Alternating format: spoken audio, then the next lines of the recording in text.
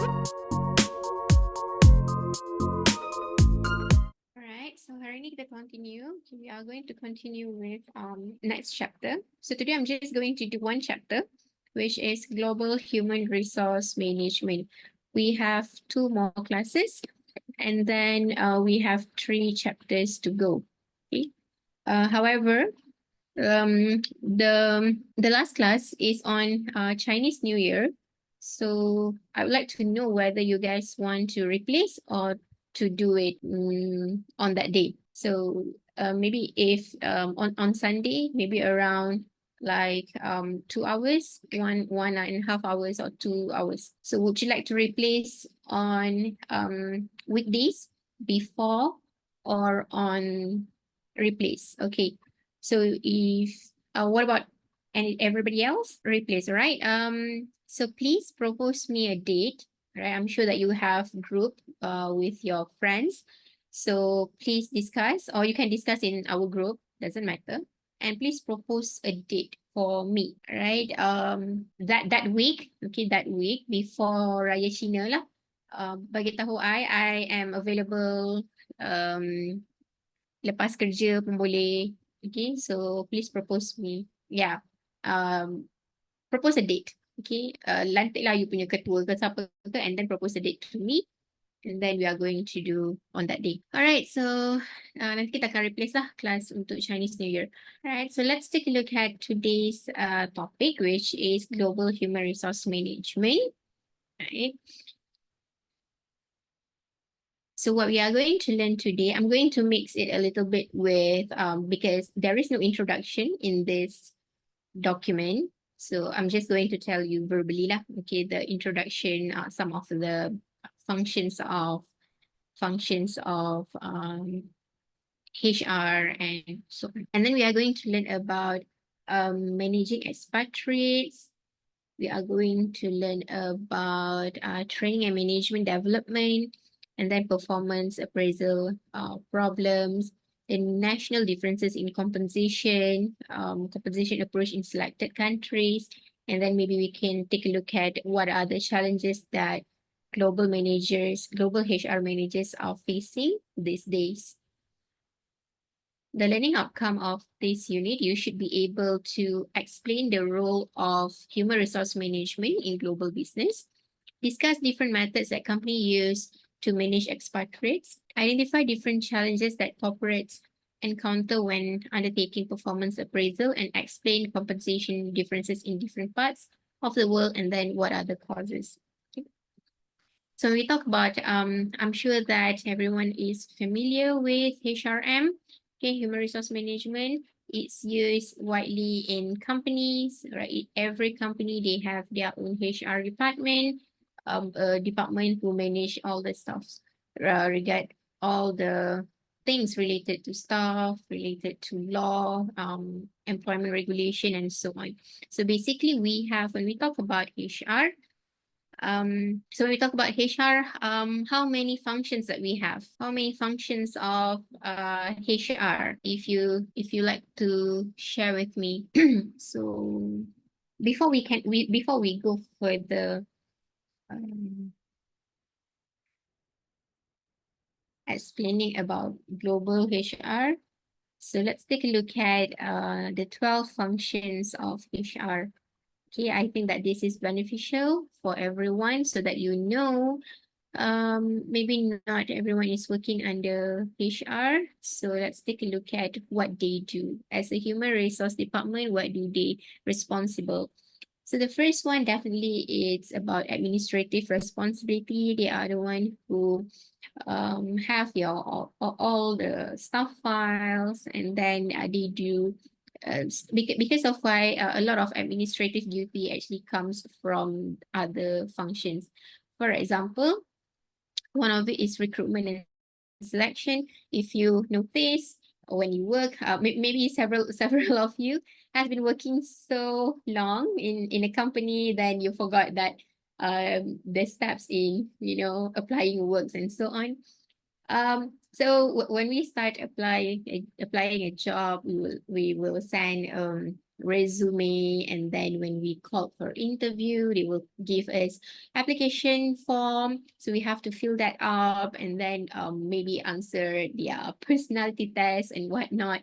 The different company, they have different methods in recruiting, and some of it we have to go for so many interview levels, and especially in huge companies. So maybe you can share with the rest of the class any unique experience that you have faced before. If it's a international or a multinational companies, then it will be very beneficial for us to know about it.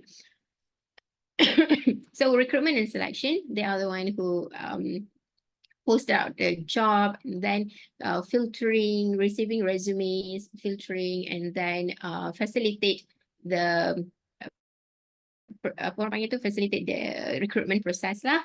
And then after that, performance management. So this is when after in every company, some company they have 2 times per year performance appraisal, right? This is for evaluating the employee in terms of their productivity, in terms of whether they achieve their KPI or not. All right. And then this relates with rewards later. Okay, rewards ataupun compensation and benefit.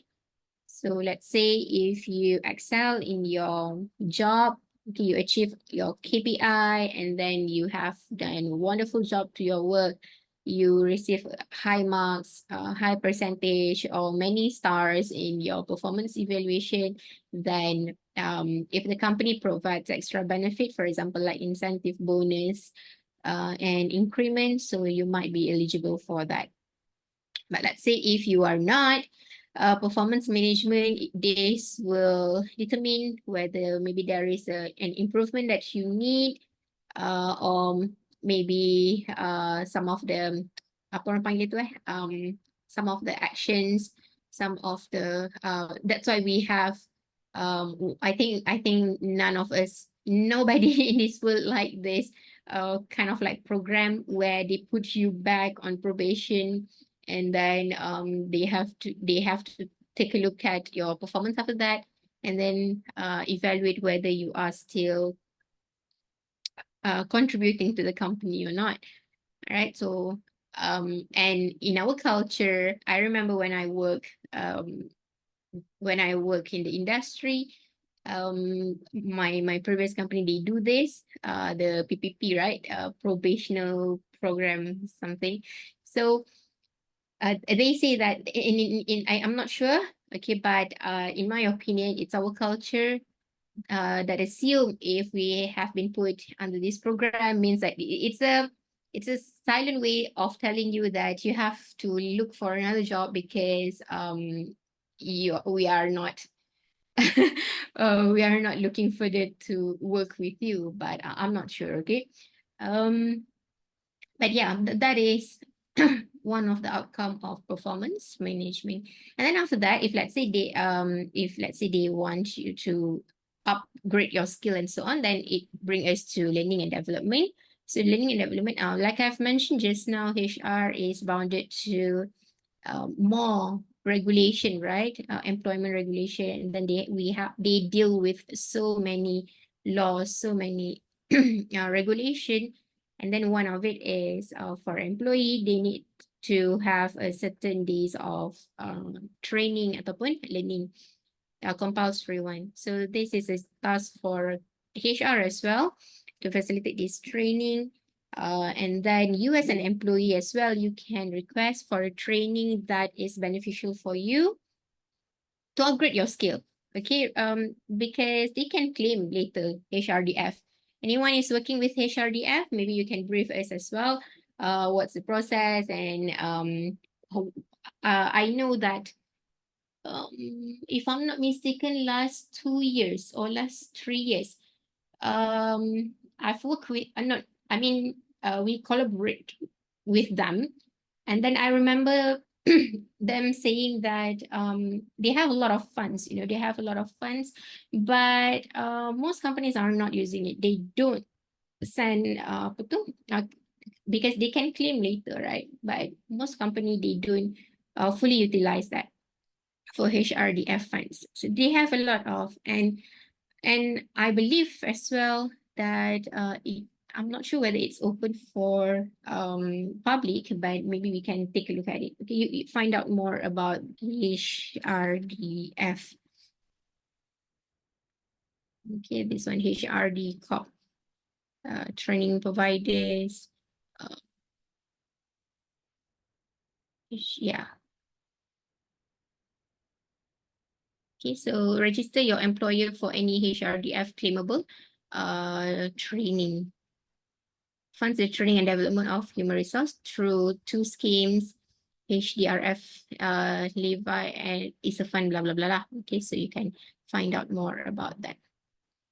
And career planning, functions evaluation, industrial relations. So this is quite related to law.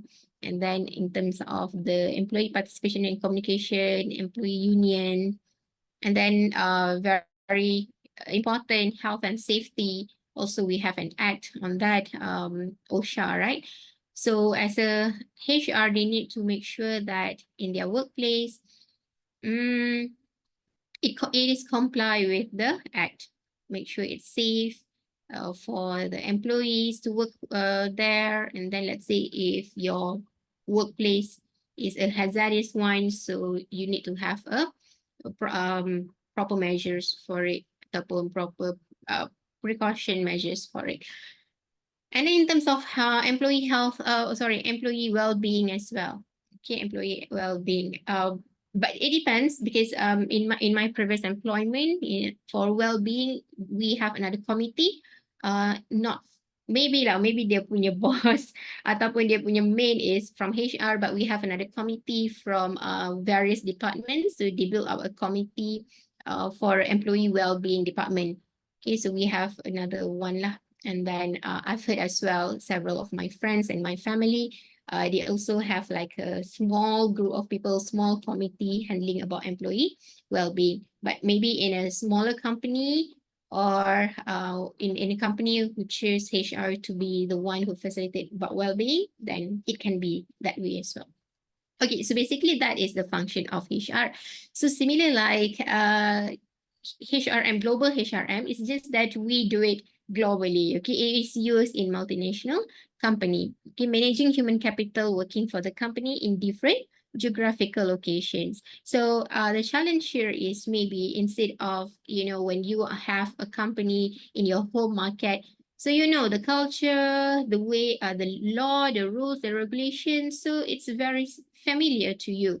Right, you only have to handle one country. But when it comes to multinational companies, like we have been discussed before this, in other countries, their legal system is different. Their economic system, economic living of condition, standard of living is different. So maybe it is a huge challenge for HRM to for them, okay, for HR. So scholars will therefore learn essential components of international HRM, such as approaches to managing expatriates and providing different types of training depending on the business need. Other crucial elements include the evaluation of performance appraisal framework and national differences in compensation. So by the end of the unit, you should understand how sensitive issue as culture and policy can impact the performance of employee. Okay, hold on for a second. Let me see. So maybe we can take a look at this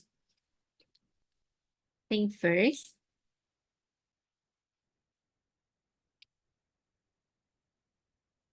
Okay, so what are the global human resource practice? Okay, this is quite, this is in 2021, but I believe that it has been practiced until now. Okay, the concept, the same concept.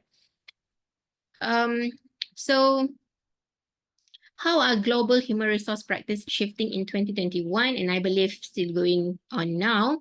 right? The first one is in terms of the pandemic. Okay, pandemic has made us rethink several norms that we have followed previously. So nowadays, before this, maybe it's very difficult for us to hear that people are working remotely or people are working from everywhere. Work from home. I've heard it before. Okay. For me, uh try to recall in your industry, okay? But for me, in education industry, I've heard before that lecturers, their working hours are flexible. So one of the flexibility in work is the working hours, right? So I've heard before that, but in my previous employment, we don't have flexible working. So you have to come to the campus at 8 and then you can go back at 5. Um, and then, but I heard a lot of university, they started flexible working hours where as long as you have 8 hours, so you can clock in, clock out at your own convenient time, but make sure it's 8 hours. And I've heard some of the university as well, they have to come for classes, and then if they have meetings and so on, so they have to be in campus, but other than that, they can be anywhere. But they have to submit like a logbook or something, okay, to show that they are working. And then they have to present what have they done in the whole week. So I've heard it before pandemic. Okay. But now when we are impacted by the pandemic, I can hear most of the company teruskan yang bekerja dari rumah. They continue to work from anywhere, work from home, because companies finally realize that, oh, actually this work can be done, right? You don't have to come to the office, but the work can be done, right? Even my family as well. So it's not that it's not that affected if my mom is staying at home, because everything she does, it is automatically will be sent into the office, right? What you want to do, everything is in the system. So it's just that the challenge here is for HR, for managers to monitor your productivity, to monitor that you are actually doing your job at home, at wherever you are. Okay, so the first one is the remote working. So a practice viewed with skepticism become necessity in 2020 after the pandemic. So the primary focus of HR shifted to being employee-centric rather than work-centric. Okay. And then nowadays, we had a lot of cases. Before this,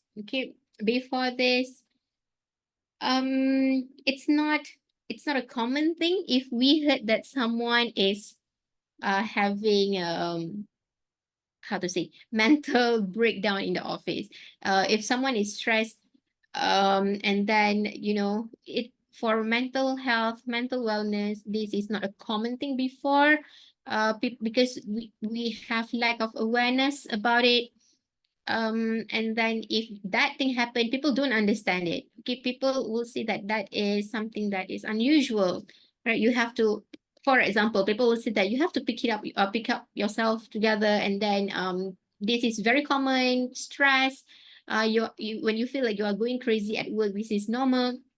But now, no more. Okay, now instead of make it as a norm, people nowadays educate among themselves that mental wellness is a very, very, very important. All right. And I still view myself as young lah. So people will say that my friend said, okay, we are still young, and then we are going to use our mind. Okay, it's a long way to go to work, so we have to take care of it. All right, benda nak pakai lama, they say, right? So we are still young. You have to take care of it. I can see that my friends nowadays, it's not about risk taker. Okay, it's about me included lah. Okay, it's not a risk taker, but if we notice that that job is no longer give us any, one is meaning, and second is it's like this is a hyperbola, it's like a killing ourselves, so we are going to live it. Okay, be it good benefit or anything, but mental health comes first. Okay, and that is something that has been educated to a lot of people nowadays. Okay, it's not worth it to um risk your health. Okay, so yeah, employee mental wellness, another aspect never addressed before, has become prominent after the pandemic. All right, makers realize it's important in productivity. So let's take a look at what are the differences. HR practice, HR activity. Okay, so in case you are wondering if there is any different, yes. Okay, to get clarified, let us distinguish both. So HR practice form the foundational operations of HR. So this include overall strategy, and then HR activity is everyday tasks. Okay, designed to implement the practice. Simply put, HR practice answer what the organization wants to achieve, while the HR activities address how. So for example, developing talent and future leadership. This is a good practice. And then for a HR activity is you have to provide a space for upskilling knowledge. Okay, this is the activity. You have to send to training, you have to make sure your employee is involving in apa long term or long life learning, long life learning. Okay, what you are doing actually nowadays, when you continue your study here, this is a long life learning. Okay, continuous learning. You have information about your job already. You know how to do your job. You have the skill for your job, but we never stop learning, right? That's why you go for MBA, maybe before this for qualification to know more about different things. Maybe you are an engineer, so you wanted to know more about how to manage an engineering company ke apa ke kan. So that's why you took MBA, long life learning, something that you keep on continue to learn. I think if I'm not a lecturer, if I have because now I have to be very, very good at what I'm teaching, right? But I always have a dream that if I'm not a lecturer, then I would like to go for another course. I would like to learn, um, I would like to learn about, I don't know, maybe geology or something. Okay, but no time lah. Okay, more time is being used to be good at what I am lah. Okay, teaching this topics. Okay, so global practices. Okay, the first thing is you have to hire the right people, right? Hire the right people whose belief align with the company. Right? The right employees maximize productivity and frame a fitting work culture and morale. So when you are interviewing people, when you want to find someone to work with your company, having a good skill, having a technical skill, conceptual skill, it's not enough. All right, you have to find someone who will values the moral practice that you have in the company. You have to find someone that understand, okay, we are doing this culture. When when I went for an interview, the company will certainly ask me about what will I do in this situation? What you will do? What you think about this culture? What kind of what you think about this and that? So yeah, okay. To make it easier for you, for company, for your company, is you have to find the right people who understands your culture, who will be, supporting it instead of opposing it or introduce a new culture or become all worse, they will become the negative or they will bring an negative influence to your company. So you have to be very careful. You have to hire the right people. Okay. So the hiring methods determine the future of the company. So strategizing the hiring procedure is crucial. Some of the best hiring procedure include panel-based interview, right? Consists of experienced leaders in various roles, and then they can bring different perspectives to determine whether the candidate is suitable or not. it's very common, right? When you go for interview, 3 or 4 people are in front of you from different position, different departments sometimes. Okay, because why? Because they wanted to see opinions of the panel from different perspective. Okay, so this is actually a lot of HR topic. Um, so you might hear a lot more during your HR punya class lah. And then another one is internship. Okay, internship, this give times for the employer to determine the attitude, nature, and the quality of work. Oh, so if I'm not mistaken, like last 2 years or last year, we have the huge issue about paid internship, right? Where uh um I'm not sure, not graduate, a student, I think, a student demand, yeah, okay, make a petition or something in social media that interns should be paid like like an employee. Okay, so this has been a debate. Um, some is, of course, okay, a lot of people are supporting this idea because as an intern, they are doing the job as well, and then they have not they have to come to work. So and some of them, they have to rent a house, rent a room to work. So there are costs, okay, there are costs that incur. But a large number of people as well opposing these ideas because see that in terms of the experience, in terms, and then you are not even graduate yet. Okay, you are not even graduate yet, and this is actually a surviving skill for you, okay, to know how it will be once you are working, and then you have to handle. So they say that this is actually a skill that they have to learn before they can get the actual benefit from it, which is the payment, right? And I think that is some of the challenges as well, some of the issue and challenges for the managers, for HR managers, for the company to determine the right, what I can say, practice in hiring internship. Okay. But I'm sure all the large companies, they have been paying interns gracefully. I've heard that my students, if you go for the right company, right? If you go for the right company, I know it's not enough. I understand. But you can find a company who can give you about 1.5 for internship, and I think that's a good bargain lah. For a few months, okay. But maybe you have to sacrifice something lah. For example, like maybe you have to travel quite far, or you have to travel by public transport, okay, because it's not near to your house. And then yeah, okay. Huge challenge lah, okay.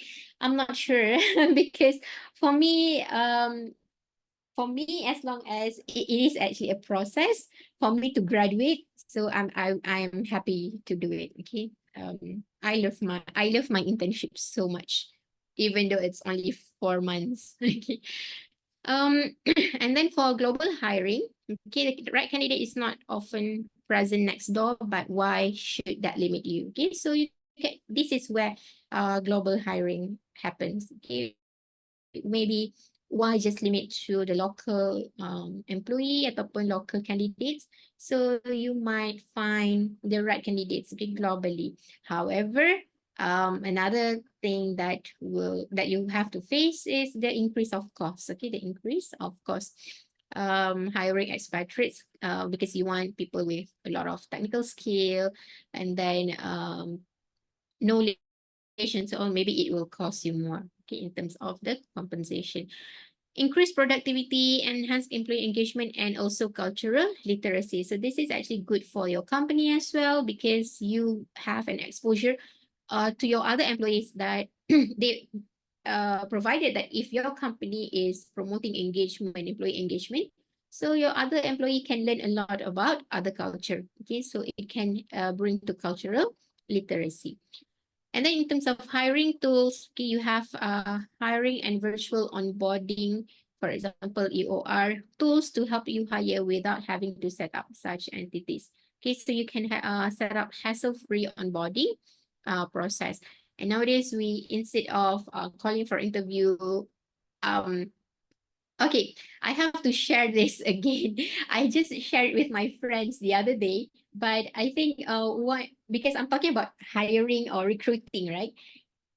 So the other day, I think last year, there is a university. Okay, there is a university. They are looking for lecturers, and then what makes me apa tu?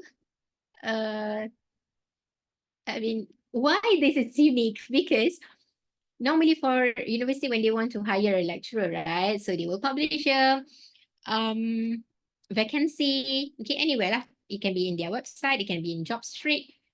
But this university, they publish in their I think website and social media.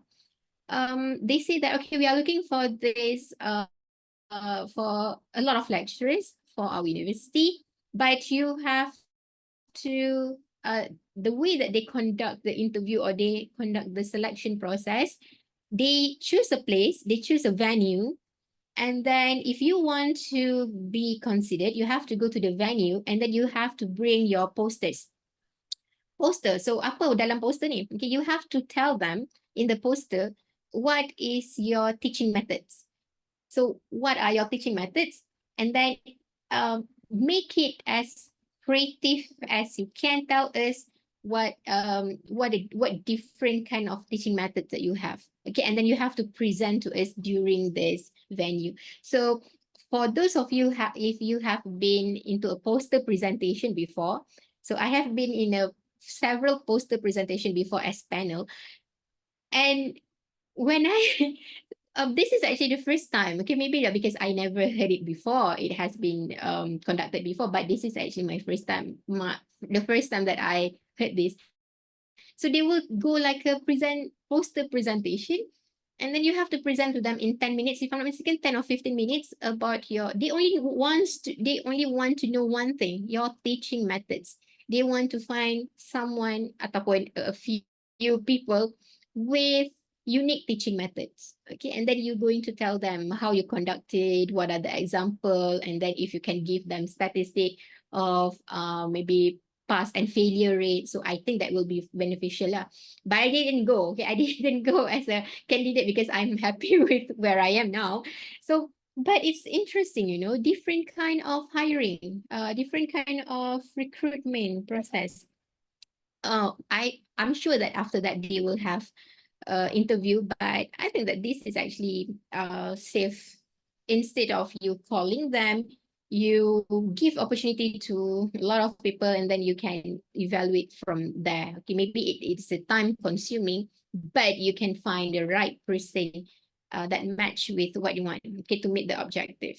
It's quite interesting, okay, to come up with your poster and then you tell about only one thing about your teaching methods. Okay, and then employee management. Okay, so you have to manage employee performance. Employees get evaluated, get feedback on their work. Okay, in terms of the transparency, employee engagement, empowerment, very, very crucial nowadays. All right. According to Gallup meta-analysis, truly engaged employees show an 18% increase in productivity. Okay, then the rest, right? For example, in motivation, we have learned organizational behavior before. So if you have a good motivation, if you have high motivation, then it can increase in productivity. So according to studies, similar with engaged employee as well. Because why? Because they feel happy, they feel belong in the company, they feel heard, seen, and so on. So it's logic. Okay, it's logic ataupun in general, it might lead to an increase in productivity.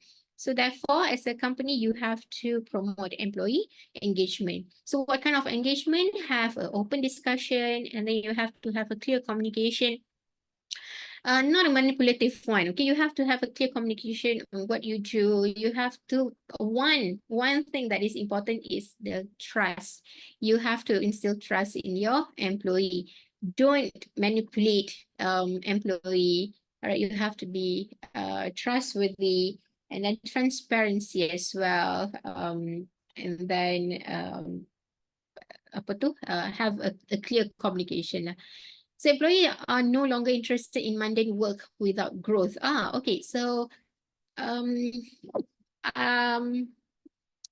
hold on for a second. Yeah, okay, fine. So that's why I was just trying to figure out how do we do this. So I want you to understand this. The world of business has seen three generations.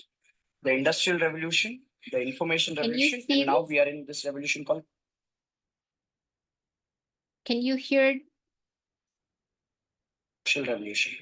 Industrial revolution, people took a job for survival. They wanted basic necessity of roti, kapda, makan. So they went in and they worked in a workplace and they didn't leave that workplace even if the boss was abusive and even if the boss would physically beat them up, people would not leave. That was the era of bosses always right. Yeah. Because opportunities were less. Yeah. That is pretty much the grandparents of today's workforce. Then came the information revolution, where all these IT companies, brands started building, and the workforce then came to work not for survival because their parents took care of survival. This workforce went to work for standard of living. Basically, get a good enough salary to pay the house EMI, the car EMI, children's education loan. Pretty much your generation. You went to work for that, for standard of living. Absolutely, yeah. Now, in this generation, loyalty reduced. Now, the truth is that loyalty never existed in the first place. Loyalty didn't exist. There was no option. This generation, information revolution, got option. If they got a better quality of workplace and they got a better pay, then people would jump a job, right? Now, this was the information revolution. Then came the third revolution. After 2008's recession, information revolution died. Today, information is available for free. You can learn coding on YouTube. You don't have to, it's no longer a hidden knowledge. So, you need to understand now we live in a digital revolution or a social revolution where everything is social, which means today's workforce, they don't care about survival. Their grandparents took care of that. They don't care about standard of living. Their parents took care of that.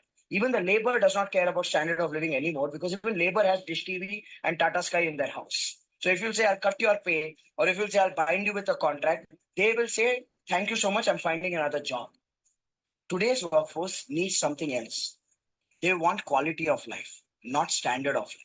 Standard of life, parents took care. Today's workforce is thinking quality of life, which means quality of workplace, which means quality of job, quality of environment, quality of role, opportunity, learning, and rewards, all of that. Unless you don't have a mechanism for that, you will always grapple with this retention. So that is one of the perspectives that we can look at, okay, nowadays, this generation, maybe why we feel that they are slightly different because they wanted a different thing.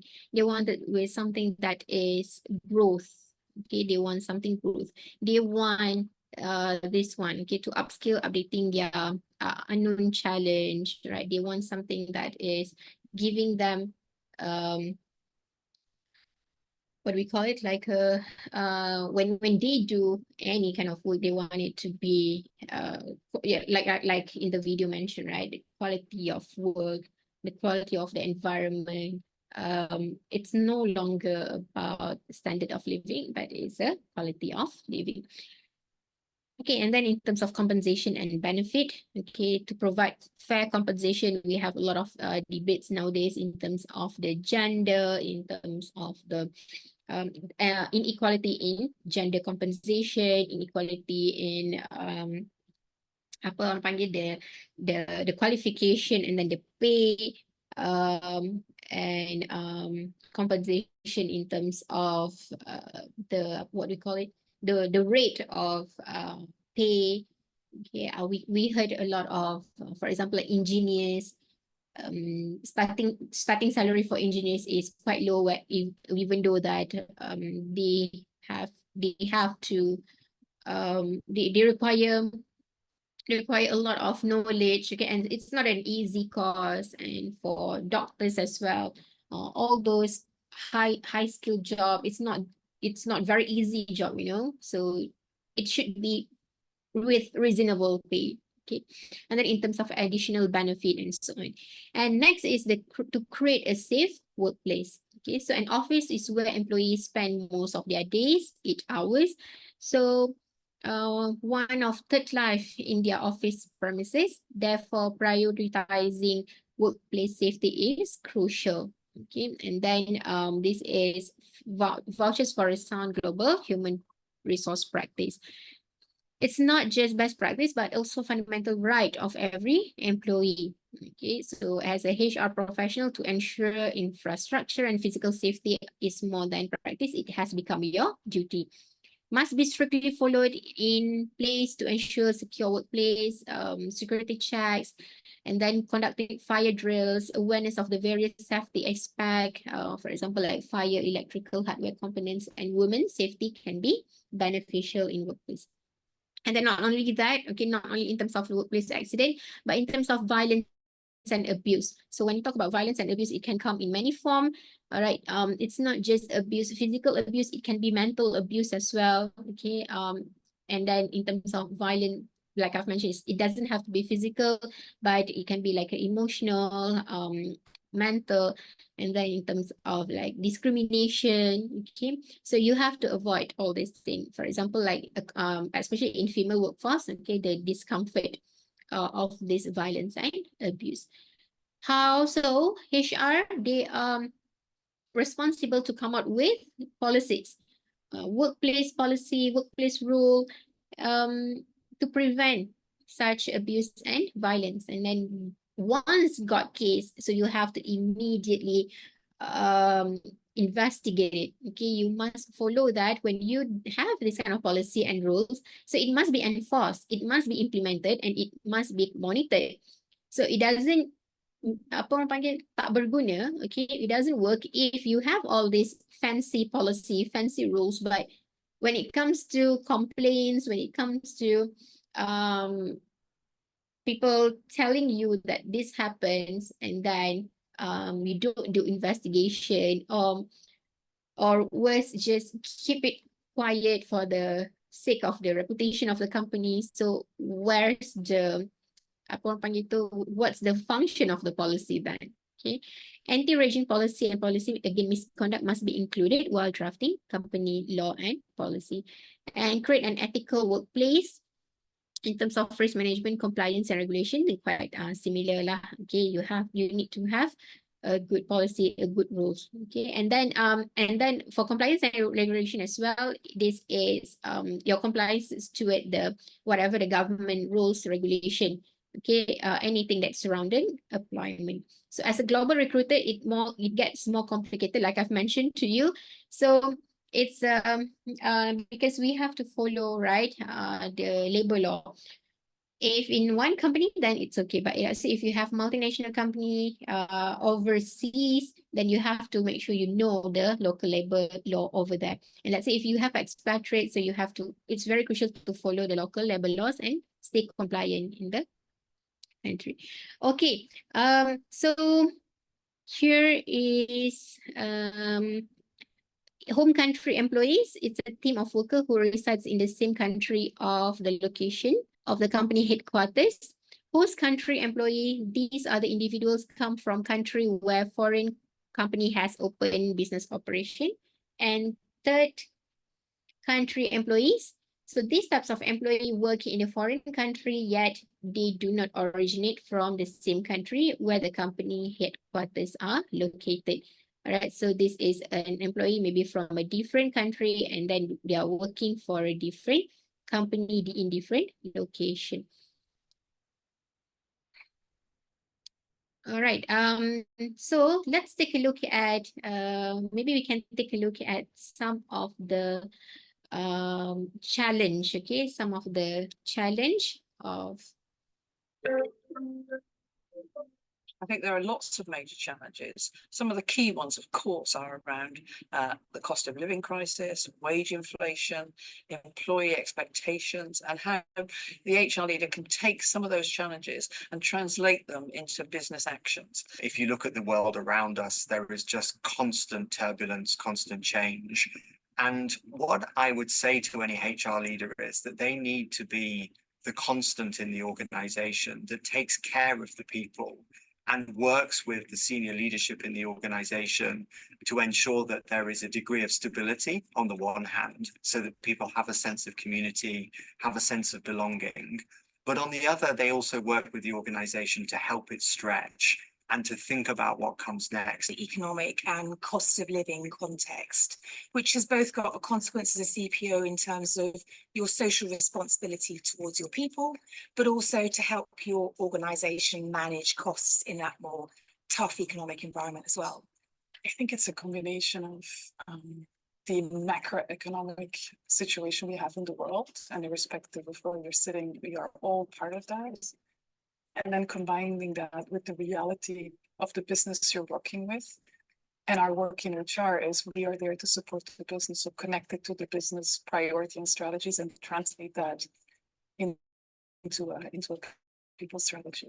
There is a really complex external macro environment. We've still got the cost of living crisis, we've still got very high inflation, and we've also still got an evolution, I think, from a very buoyant labour market to one that will start to become more subdued, but with certain skills that are still in really short, limited supply. So I think there's some really big challenges there. So what are you doing as a CPO to make your business a magnet for talent, and also to make sure that you are articulating your value proposition to employees and you're getting it out in the marketplace? I think we've got the advent of technology, and technology that a few years ago seemed very abstract and quite difficult to understand how it was really changing the workplace. But now things like Gmgt or AI really coming to the market in usable and accessible ways. I think they have a profound impact on work, how work is organised, and on businesses. So I think it's a real challenge, actually a really exciting challenge for the HR profession. Probably right up there on the list for chief people officers and indeed executive teams is be clear about your purpose and find ways to viscerally connect your purpose to your employees and ensure that there's a feedback loop that's happening. Because I think that at its heart is becoming more and more critical to employees and probably defines the strength of relationship they have with their organizations. The changing nature of the future of work. So how are you differentiating yourself in your organization and in your business model to attract the people that you need to succeed in the future for your business? People have taken the opportunity, if they're able to reflect on what they want from work, how it impacts on their family life, on other passions. And I think as businesses, we need to increase the personalization of our EVP and how we engage employees in the wider workforce. Okay, so some of the challenges nowadays are for international ataupun global human resource management.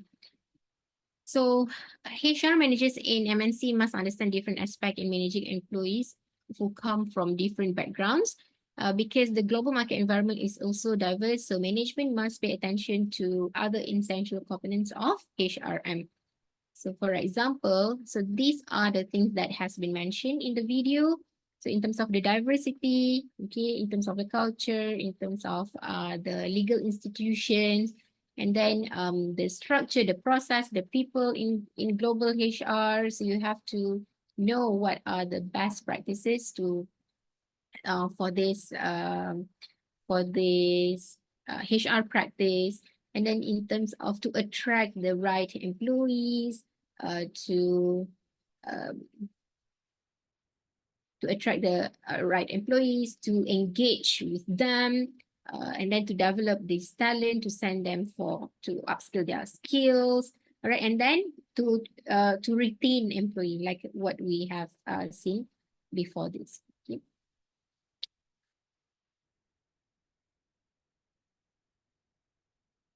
The managers should also include a guide on when and how to source for international managers. So the process consists of evaluating all the available options and challenge the local labor force.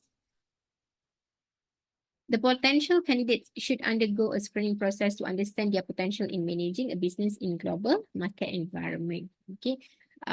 If anyone is working with HR and then you have experience in a selection process or recruiting diverse workforce, anyone would like to share your experience? Or maybe you have worked with MNC at a I know that all my students here are holding a very important position with huge companies.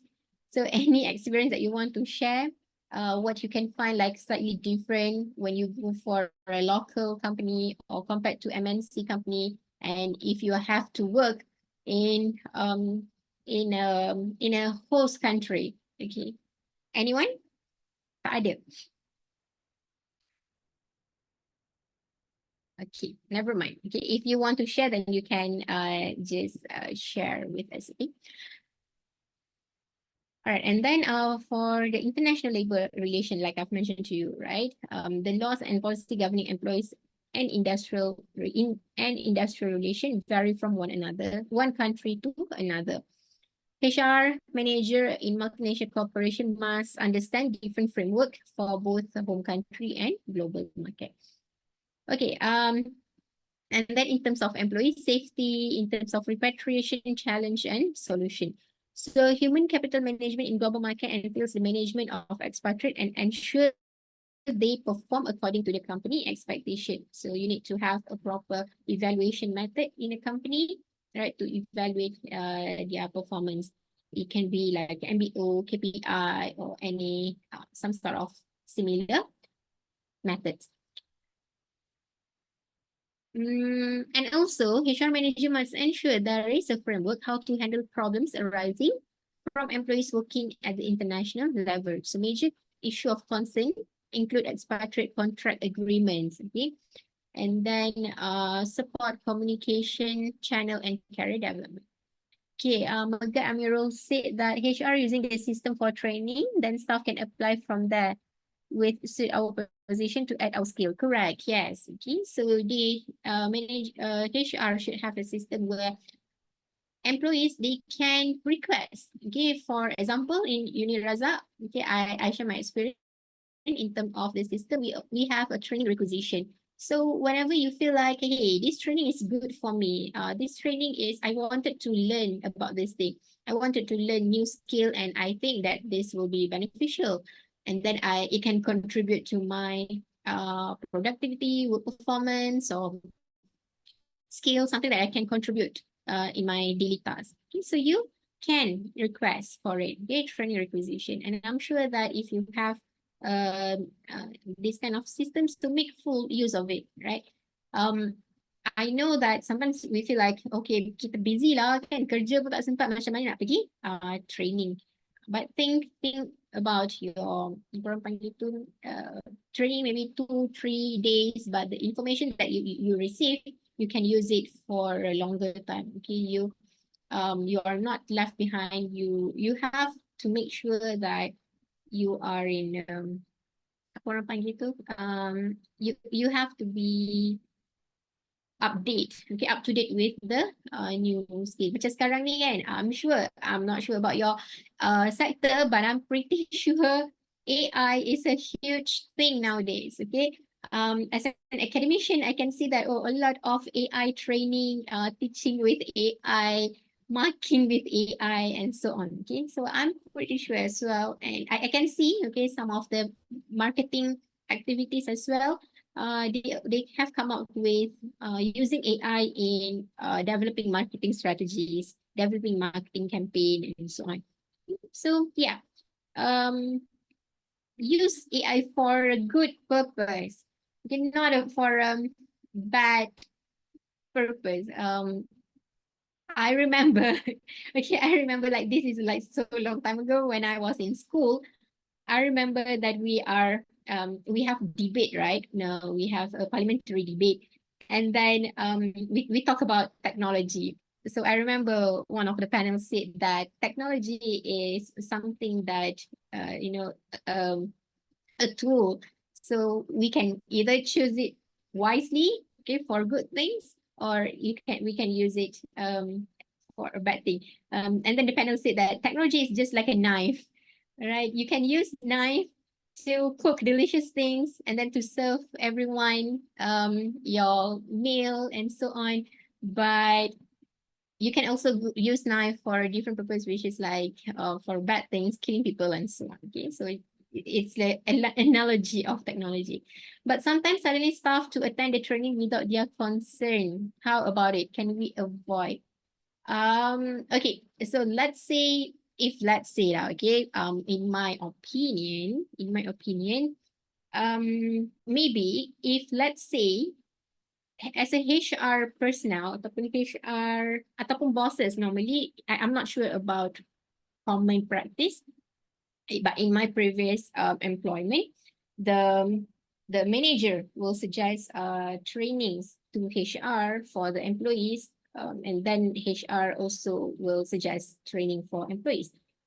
If let's say you receive a training that is not related to you, it's not something that can contribute, and then you don't feel like you are the right person for the training, maybe something is wrong with their I mean the way that they come up with the training.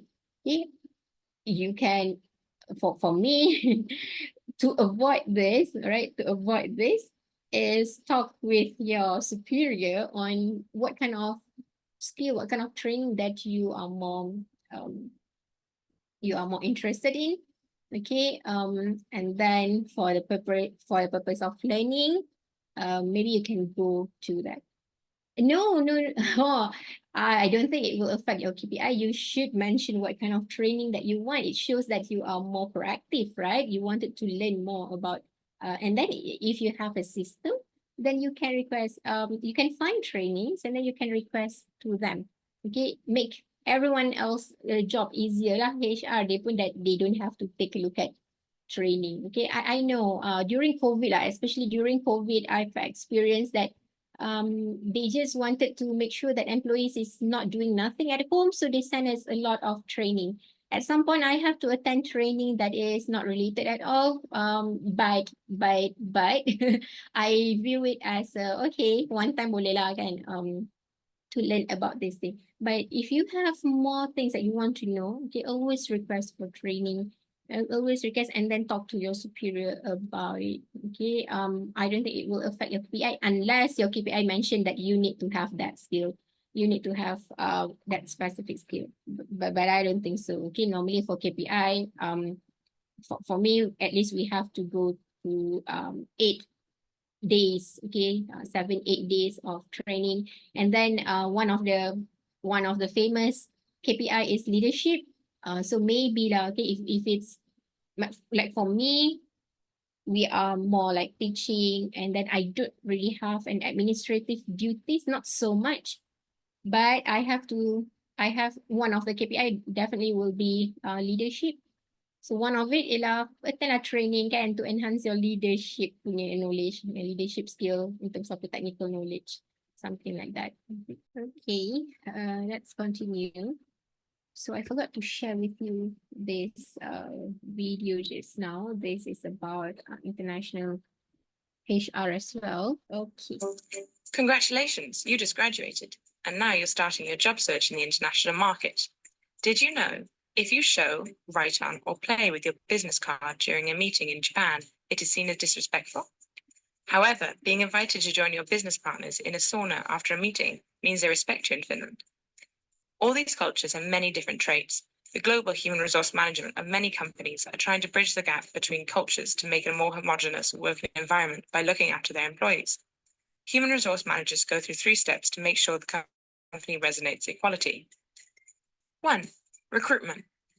Before you think about where and how you're going to get your dream job, think about the company's recruitment ethics.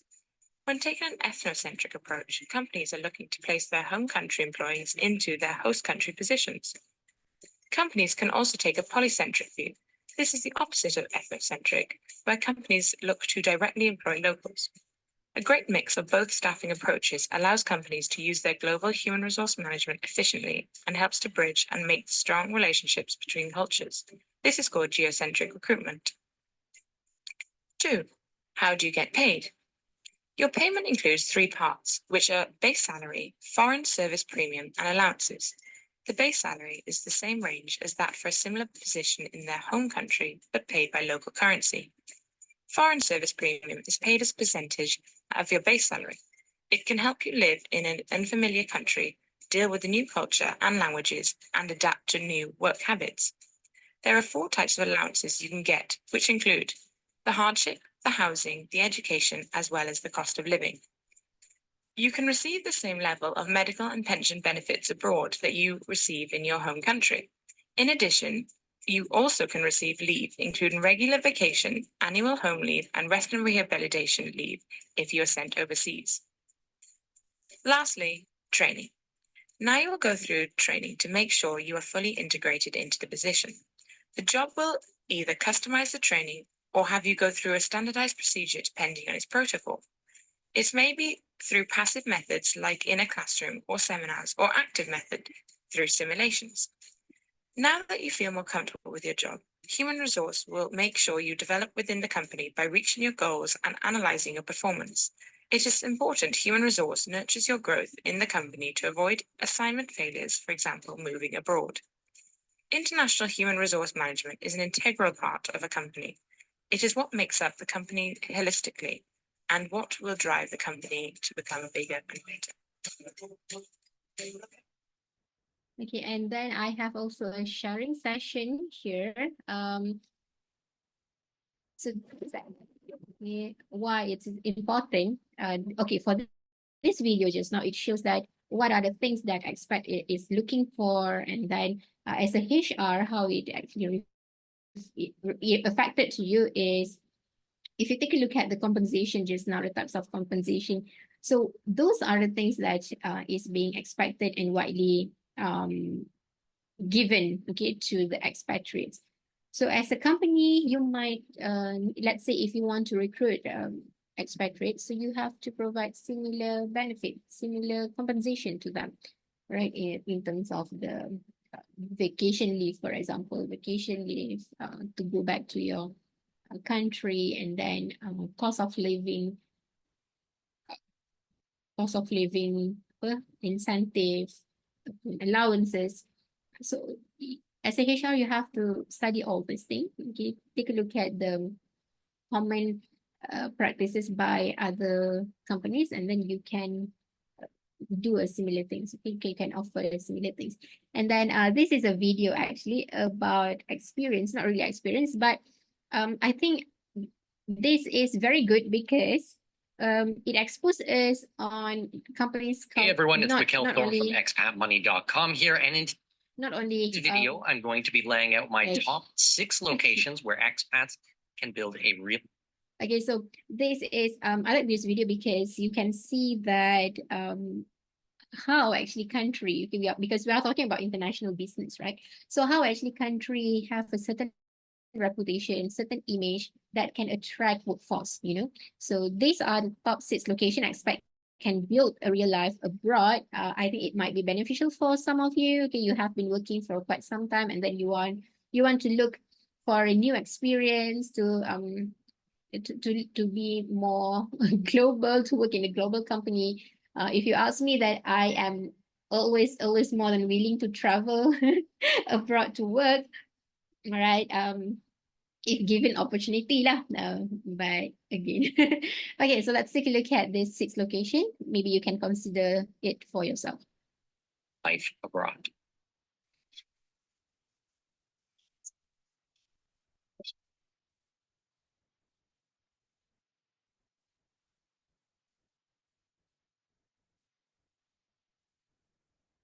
Before we jump in, make sure to subscribe and turn on notifications to get the best from the expat world.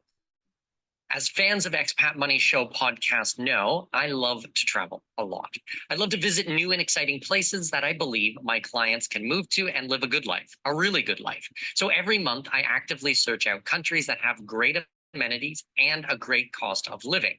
I look at the real estate, the culture, and the language, and the lifestyle and more, all with my clients in mind. I also love to eat, whether it's daily fresh organic fruits and vegetables, great restaurants, or street vendors. I want my taste buds to go wow, and I look for countries that can do that for me. With that being said, here are the best 6 countries that I've found on my travels around the globe where expats can build a real life abroad. And I'll do this counting down from 6 to 1. So first up is Thailand. I absolutely love Thailand. One of my favorite cities in the world is Bangkok because it has so much to offer, so much culture, and the food is world class. But Thailand offers so much more. If you're drawn to a little cooler weather, you can go north to Chiang Mai, or if you love the sun and the beaches, then south to Phuket it is. Here are some more enticing facts about Thailand. It is the #1 visited country in the world. It has quite possibly the most beautiful beaches on the planet, and the food is amazing with plenty of fresh fruits and vegetables at your fingertips. Regardless of the season, it's never cold and there's plenty of sunshine. Thailand has a very low cost of living, and for Americans and Canadians and British citizens, Thailand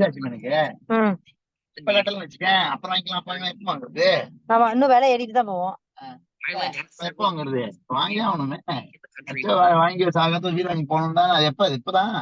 one of the ways my team can help you acquire one of those should you meet the qualifications. The 5th country on my list of top expat destinations is Portugal. If Europe is where you want to live, Portugal ticks a ton of boxes for the perfect location to settle down. Here are just a few of the reasons why. Portugal has amazing weather, which is probably the #1 reason that most people move there. Arguably, Portugal has some of the best golf courses in Europe for the putters out there. Portugal has the lowest cost of living in Western Europe. There are loads of fresh veggies and fresh fish that not only taste great, but are cheap and easily available. Portugal. Okay, so I have given you a link there. You can go until the rest of the countries, okay, if you are planning to move abroad. So why company opt for expatriates? All right, let's take a look at the reasons why company opt for expatriates for their businesses. So the first one is because of insufficient local talent. So insufficient local talent may be in terms of skill, right? The labor market may not have the desired type of skill that the company wants in its global operation. Or maybe when we talk about not only just talent in terms of skill, but the familiarity as well. Okay, the familiarity. So let's say if we have like a key account from Europe or Singapore, and then we want to find someone that is familiar with the rules, regulation, with the any kind of the information about the country. So that is one of the reasons why company opt for expatriates. And then the interdependency between the local operation and international unit. So it may need employee who is not only capable of managing the business overseas, but conversant with the home country operation of the company, the familiarity of it.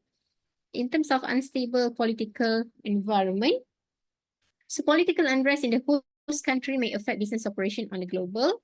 However, having an expatriate at the top level management assures investors that their interests will be taken care of by the employee.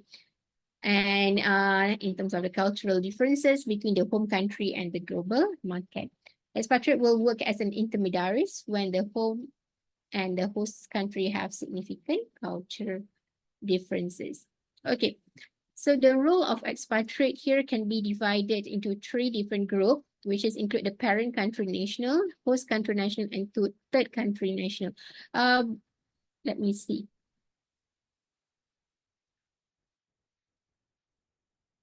This one, okay. I'm going to explain it further. So we have a regio-centric approach, and then we have a geocentric approach, polycentric approach, and ethnocentric approach. Okay, so for this is types of staffing policy, okay, staffing policy, ethnocentric approach, polycentric, and the geocentric approach. So for ethnocentric approach, okay, ethnocentric approach. So this is the management position that are filled by the parent country national.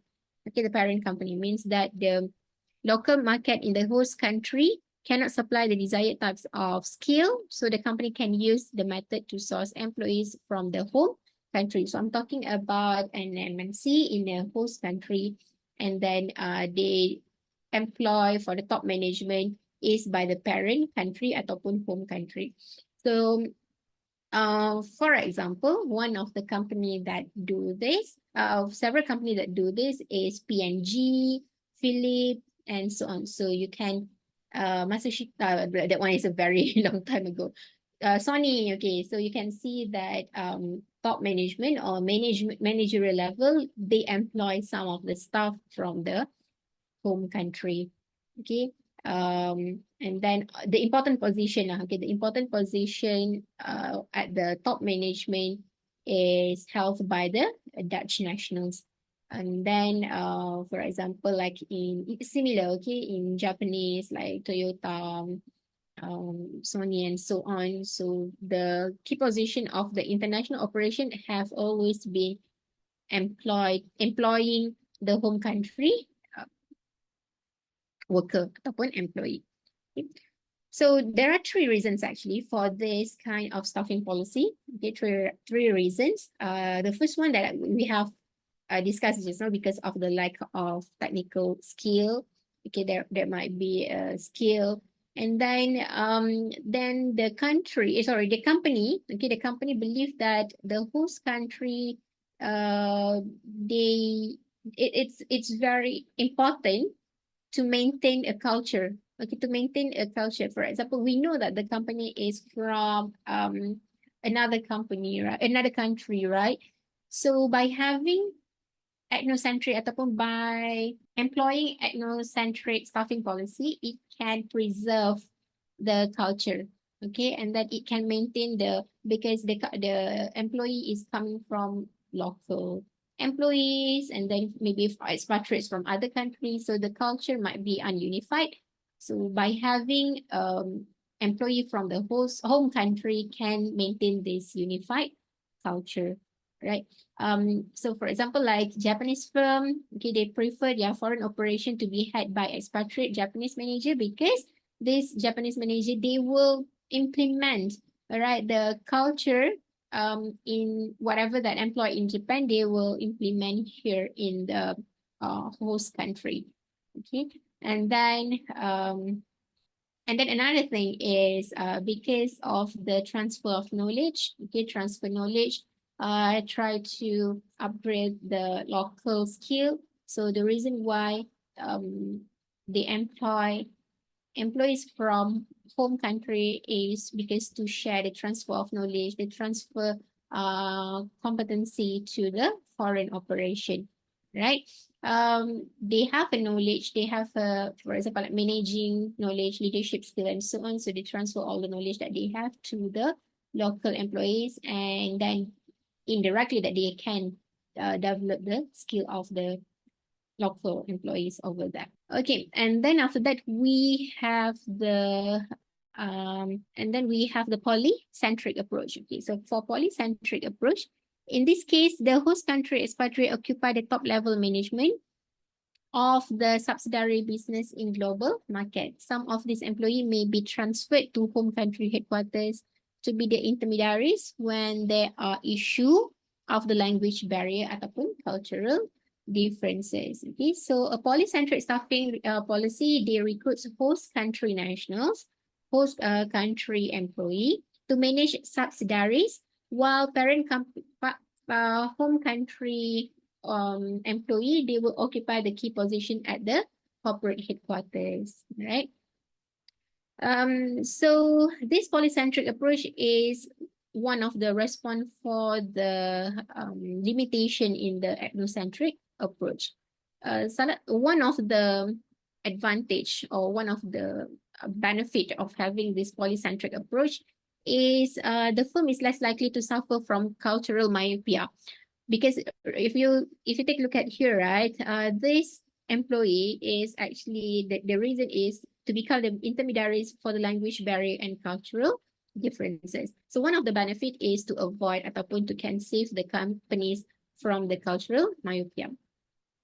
And then host country managers, they are unlikely to make mistakes arising from cultural misunderstanding.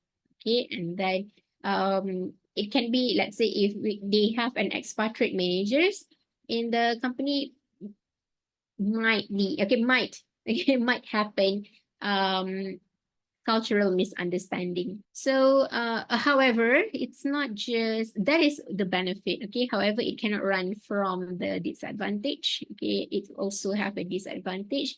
The disadvantage is the local employee. Okay, similar with ethnocentric as well. The local employee have limited opportunities to gain experience as a top management. Okay, ataupun the host country employee, they have limited opportunities to gain experience outside their own country. Okay, cannot progress beyond the senior position in their own subsidiary. So limited opportunity over there, limited opportunity to go to a different country, and also in terms of the position. Right? It seems like there is a glass ceiling over there where you cannot move beyond the senior position if you stay in the company, because you have to manage your own subsidiary. So, and is in this case of ethnocentric policy, so they, let's say, they can feel, for example, if you know everything about your job, okay, and then you at some point in research as well, the curve of, I think I have shown to you before, challenge and challenge and satisfaction, I think. Okay, satisfaction.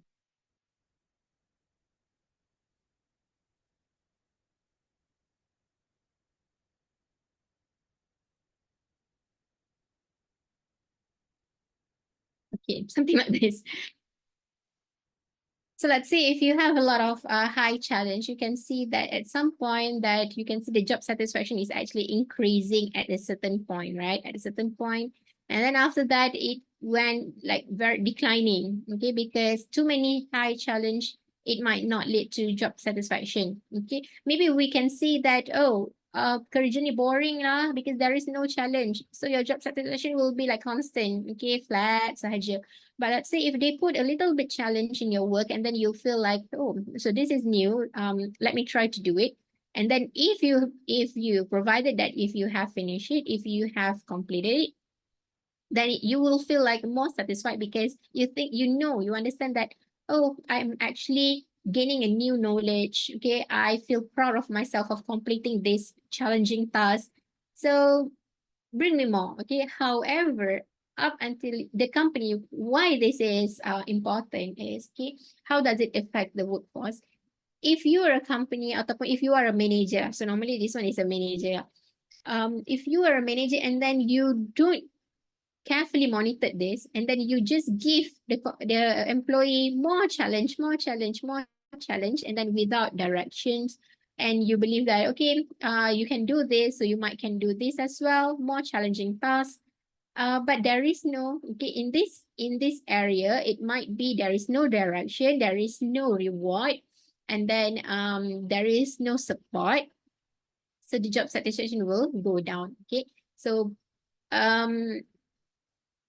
what my point here is, okay, my point here is, we have a point where some of the challenge that we have feel we have feel like we are bored with the routine that in our work. So we might need some of the challenge to increase our job satisfaction. So it relates back with the polycentric just now. Okay, if you can't move further, if you have given everything that you have, but you cannot move further from the senior position, and then you cannot move to other companies as well because they need you in that position. So it might decrease your job satisfaction. Okay. A little bit of OB lah, okay. And then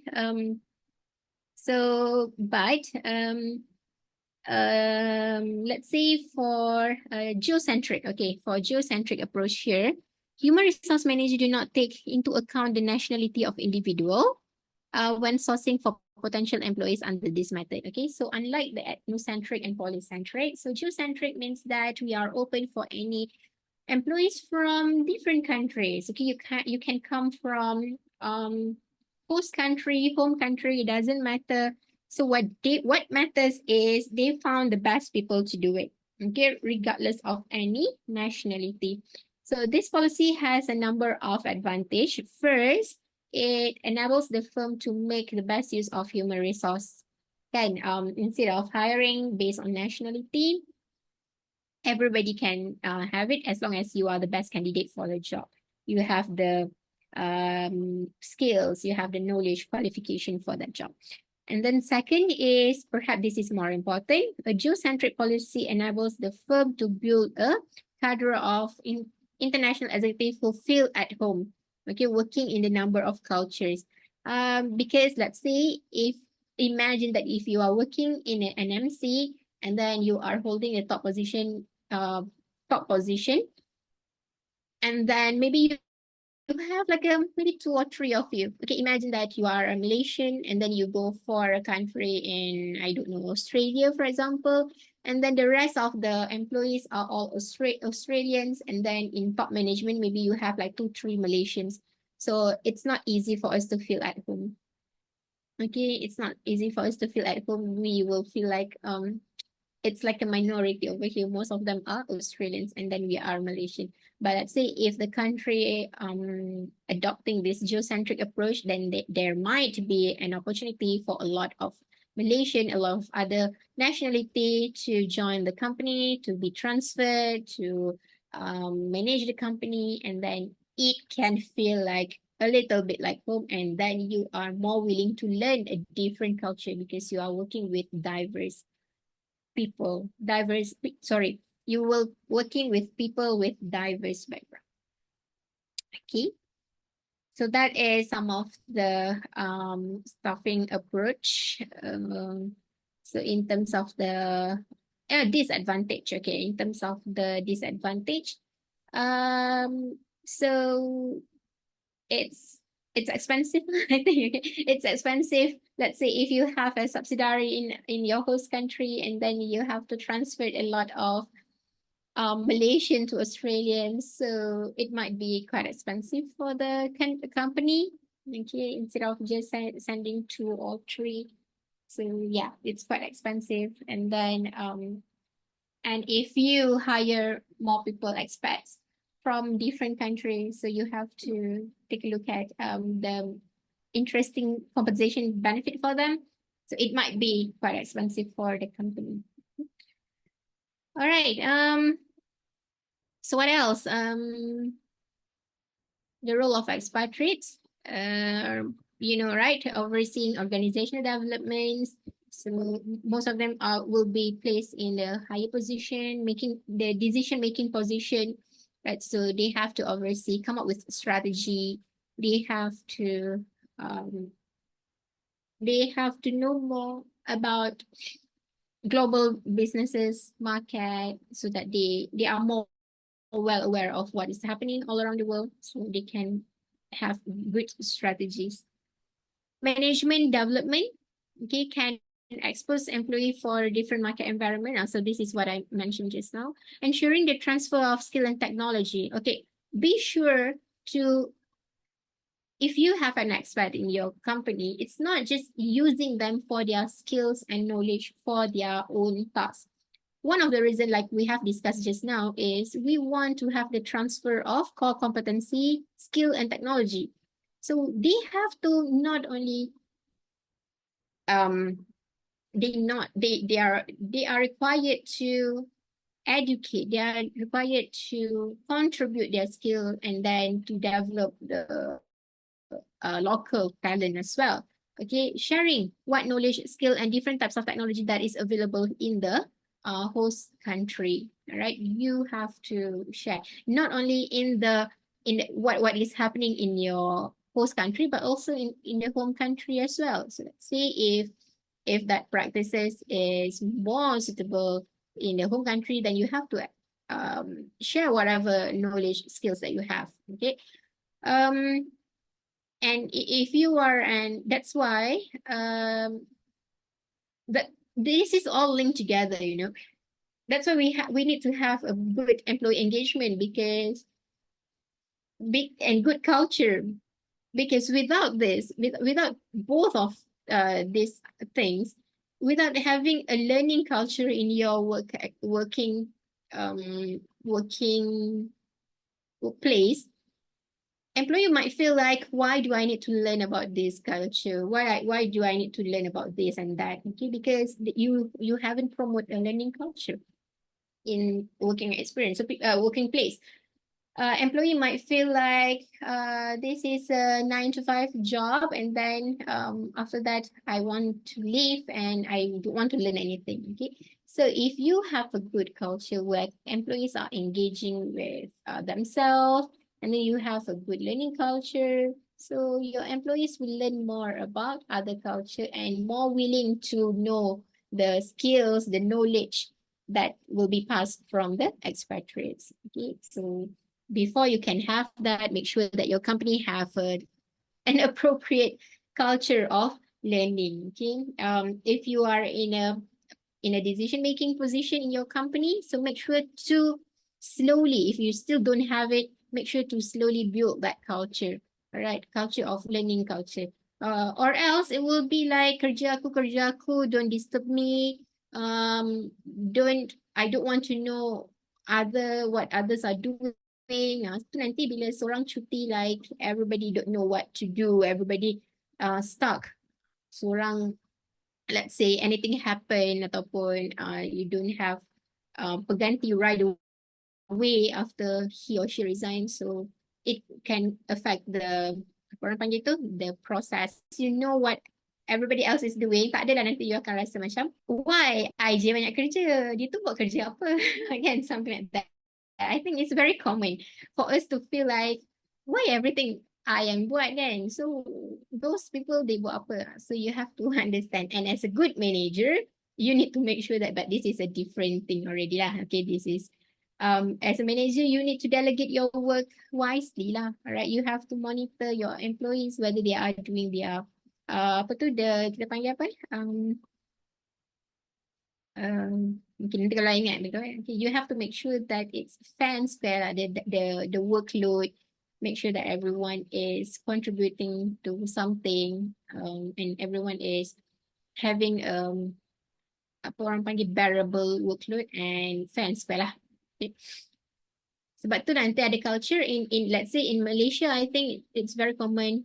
Maybe not in just Malaysia, in any workplace, we don't want to show that we know do things, we know how to do things, because at the end of it, we will be the person who's going to complete everything, right?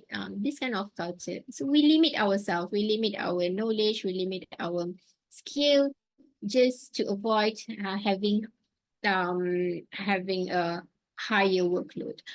Okay, securing controls at the headquarters. Okay, so these are the role of expatriates as well. Because if you notice that when I said that most of them are working in a top position, higher level position, so one of the things that they are responsible is to secure control at the headquarters. Okay, so challenges facing expatriate is adjustment to the different cultural environment. So I think that this is purely about their own motivation at work, their own challenge. Okay, so as a HR, you have to provide like try to facilitate lah to minimize their challenges. Okay, for example, like career development problems, as some aspect may feel abandoned by the top management. Okay, need to have a policy of non-discrimination towards nationality, and then family problems as hindrance of performance as they may lead to early returns, lack of enough trainings, or job satisfaction, challenge. So as a manager, as a HR, you have to make sure that the manager themselves provide an appropriate tasks for them, job for them, and then not only in terms of training the expats, but also training the top management lah, to make sure that the expat can can blend in ataupun can fit in with the culture environment. Okay, so last topic lah. Okay, last topic, compensation of expatriates. So when we talk about compensation, I have several things in mind. The differences, okay, differences between countries, for example. So let's say before we can go for compensation, maybe we can take a look at the performance appraisal first. To training and development, I'm sure that we have discussed a little bit about them, and then you can read it later. Okay, so before we can talk about compensation, let's talk about the performance appraisal problem as first. Okay. The success of multinational company depends on the available human resource and talent pool in the industry. However, most of the firm find challenges in assessing individual performance of employee and their contribution to organizational growth. So some of the problem include cultural differences. Okay, for example, a language barrier, legal requirement can affect employees' performance. Right? Difference in organizational behavior also can affect performance. That's why if you notice that I did talk a little bit about OB's topic related with this HRM. Employees in global market may not have similar value system as the company headquarters, right? For example, like in some culture, maybe employee, they find a direct feedback, maybe uncomfortable when we talk. This is challenge, okay? This is challenge in performance appraisal.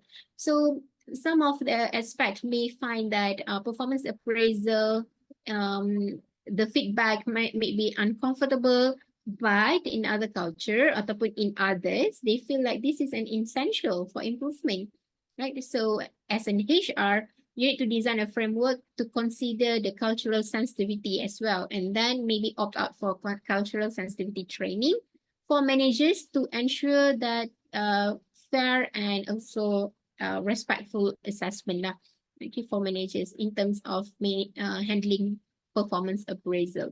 Okay, so for example, in let's say in Asia, okay, Asia, Middle East, very common, okay, hierarchy and respect for authority. This is very crucial. So when we receive feedback, even though that maybe we not agree with it, and then we will still talk politely because we still have a high respect for our superiors. Okay. However, maybe in other countries, because they have a more, for example, like in US, they have more flat structure. Okay, not really like us, very, ada several levels or ada hierarchies more. So in US, maybe they have a flat structure, and then they are more open to two-way communication, and then in terms of the power distance is not that high compared to Asia. Okay, so maybe what can be a problem is when expat thinks it's okay to voice out and so on. Okay, but this might not be appropriate for other culture. Okay, so what can we do is, as a manager, you have to have training, training programs to understand maybe some of the expatriates punya way of doing the job. Maybe not to offend you, but both of them need to have a cultural sensitivity training, and then to understand culture better. In terms of language barriers, okay, so it's important, okay, it's very important to have, because it's very important to have effective communication, right? If we have a lot of language barrier, it can lead to misunderstanding, misinterpretation, in terms of feedback, right? Make sure that the language used is understood, avoid filters, all right? Universally understood. You need to make sure that it's universally understood. And then choose language that is widely spoken in the company. And let's say if translation needed, then you have to provide translation service.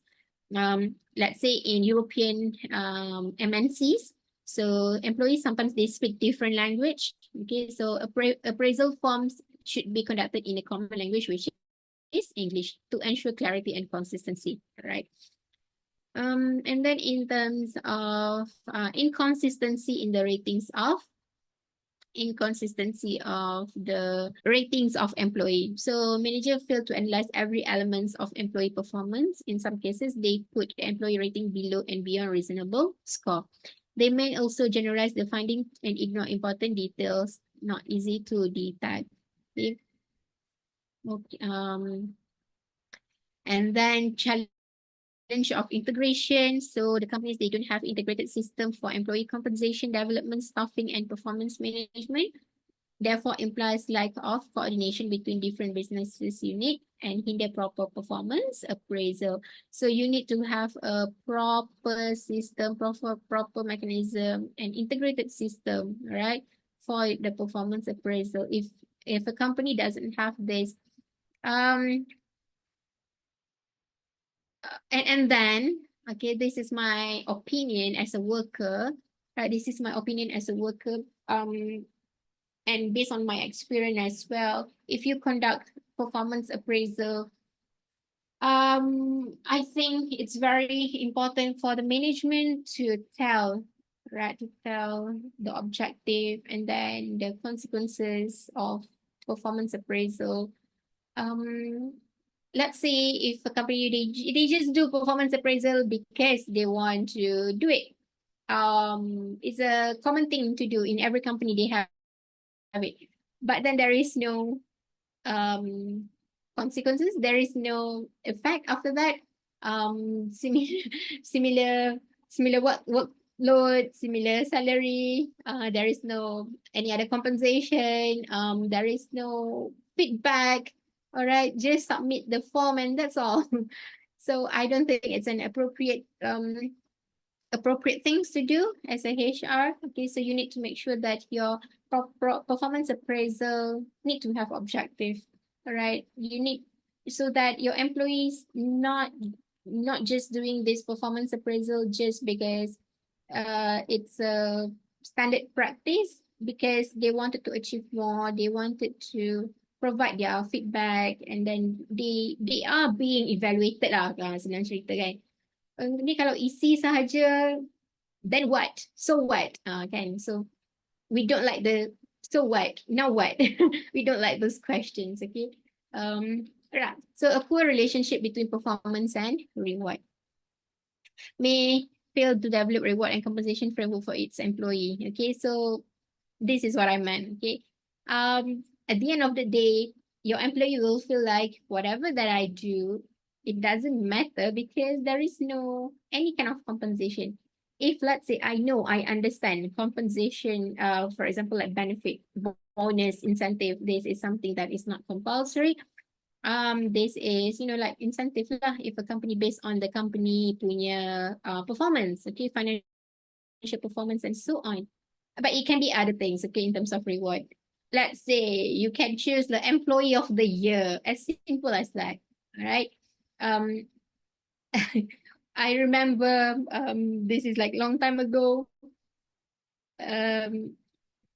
Everyone, when during the annual dinner, and then this name, one of the name of the employee selected as the best employee of the year, and people are cheering because we all know that he deserve it, because we can see that he's actually from IT, not here, long time ago. So he's actually from IT, and he has been helping every faculty, every single individuals, every newcomers in the company.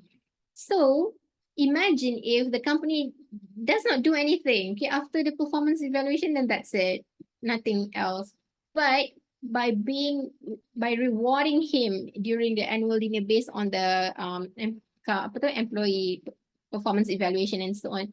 So I can only imagine how happy he is, all right? And then all of us, the rest of the university is happy for him because he is well deserved. Okay, so that those kind of rewards, just recognition should be enough, right? If it's not a monetary ataupun financial punya incentive, okay, those kind of thing, because it's not compulsory. Getting pay raise, and then bonuses, okay, promotion. Another thing is promotion, okay. So you want to put hope, you want to put motivation to employees. If they do well, then maybe they can be promoted. But let's say if you have a vacancy, but instead of having an internal promotion, and then you opt out for external hiring, so it might be, okay, it might lower down your employees' motivation because there is no internal promotion, and people will think that, employee will think that no matter how good they are, but they will not be considered for a promotion. So again, it relates with motivation. All right. So in terms of last one, in terms of national differences in compensation, all right. Some of the factors that can affect the different compensation is, the first one is varying cost of living. Let me make it bigger. So the cost of living varies among countries with different economic performance, and then varying rate of inflation. So this is actually one of the factors as well. Inflation rate in countries affect not only levels of income for the company, but wages and salaries, local condition, and then macroeconomic factors, for example, like global market vary from okay, the issues of apa ni? Then they may force company to handle issue compensation differently. Local okay, global market, okay, in terms of macro environmental factors, political, economic, social factors, environment, and so on.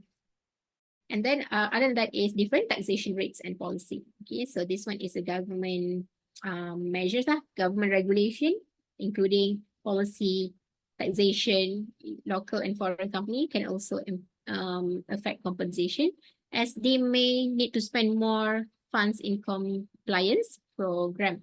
Okay, just to share with you, all right, some of the compensation that is common. For example, in US, one of the several compensation that has been used is stock options. All right, this is to motivate more employees to perform better, so they can get stock options as compensation ataupun reward. Okay, and then in terms of individual performance, it is more on merit based lah. Okay, merit based pay, stock options. For example, in Japan, okay, in Japan they value loyalty, so it can be based on seniority. Okay, seniority based pay system. Employee is paid ataupun rewarded based on their years of service and dedication and loyalty. All right, they have salary based on the each year of service lah. This is one of the example. Okay, common things that is used. Not every company is doing the same ataupun giving the same pay ataupun pay system. This is just an overview. Okay, this is just an overview that is what is commonly done. So in terms of for Germany, I think, okay, so for Germany, they I think it's balanced, all right, balanced. But I've heard and I've read that Germany company, they are very strict in terms of their work tasks and so on, but they did give benefit reward gracefully. Okay, so they want to have a good employee punya productivity before they can award them with a good package. Okay, so it's like you give me this, you will get back something in return lah. Okay, where what we call as like a collective bargaining. Okay, you gave me this, and then I can definitely provide you with good compensation, provided that if you have put all your efforts into it. Okay, so most of it is fair wages. Okay, fair wages, and also a good working condition. Okay, so in Germany. Malaysia, Malaysia, very diverse lah, but we have mostly it's like a merit base as well. Okay, merit base, and then we have evaluation base, and then yeah, okay, that one is merit based on your achieving KPI and so on. Okay, and other than that, what else? I think that's all. Okay, that's all that we can learn from this HRM. Okay, basically, it's quite similar with the human resource management topic that you have learned before. It's just that in global, maybe in terms of like policy staffing just now is quite different. You need to know what are some of the factors that might be affecting this global HRM practice. Okay, So I know that you guys are busy with your thesis. I have several students under my supervision as well. Okay, few of them have completed and some of them are still doing it. So I wish you all the best for your thesis. You have about you and me both, okay? You and me both. But your due is 1st of February. My due is 3rd of February. So actually you and me both are struggling with our writing. Okay, so I wish you all the best and keep on writing. And all the best for your Viva as well. Okay, so that's all for the class today.